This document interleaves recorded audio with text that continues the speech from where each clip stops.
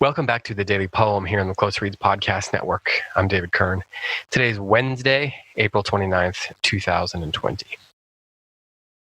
The poem that I'm going to read today is by Emily Dickinson, who is one of the, of course, most popular, most famous of American poets. And the poem is called Hope is the Thing with Feathers. This is how it goes. Hope is the thing with feathers that perches in the soul and sings the tune without the words and never stops at all. And sweetest in the gale is heard, and sore must be the storm that could abash the little bird that kept so many warm. I've heard it in the chillest land and on the strangest sea, yet never in extremity it asked a crumb of me.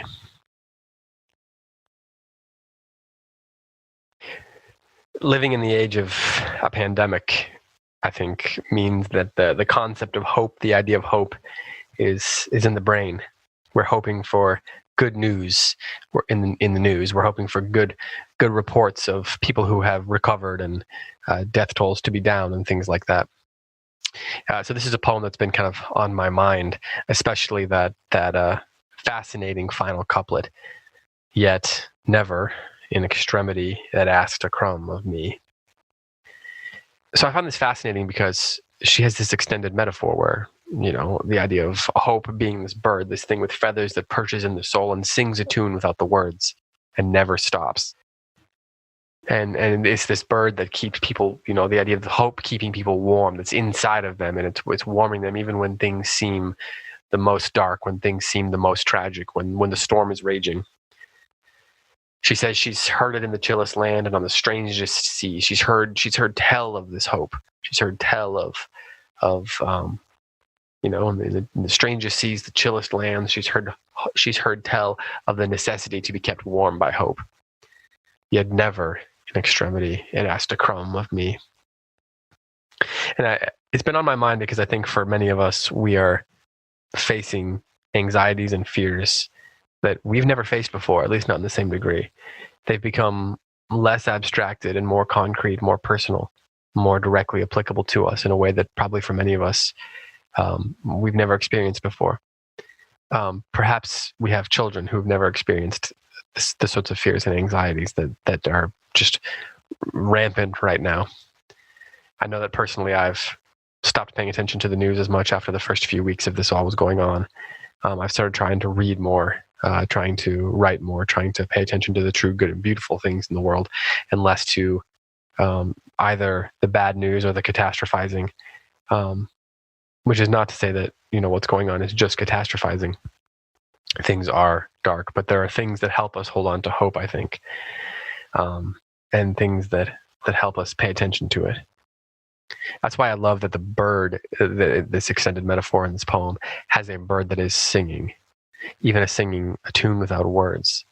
There is a never-ending song that this bird fills our souls with, and that reminds me of the true, good, and beautiful things that we can fill our souls with that can help us maintain hope in a time that feels hopeless. So that's why this poem has been on my mind, and I wanted to bring it to you. There are a lot of formal things that can be talked about here as well. Her use of dashes in this poem, there are 5 dashes just in the first stanza in those first 4 lines. There's another 5 in the second stanza, and then there's another 5 in the third stanza. So there's 15 total stanzas, 1 for each line essentially, which I find interesting.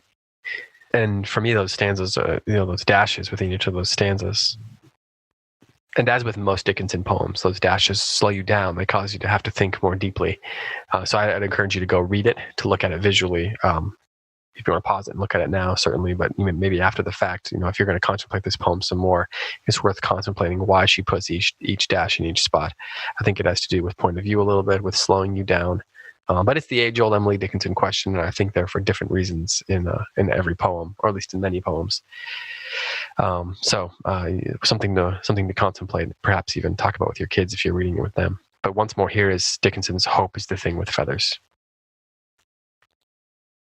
Hope is the thing with feathers that perches in the soul and sings the tune without the words and never stops at all. And sweetest in the gale is heard, and sore must be the storm that could abash the little bird that kept so many warm. I've heard it in the chillest land and on the strangest sea, yet never in extremity it asked a crumb of me. This has been the Daily Poem. Thanks so much for listening. I'll be back tomorrow with another poem for you.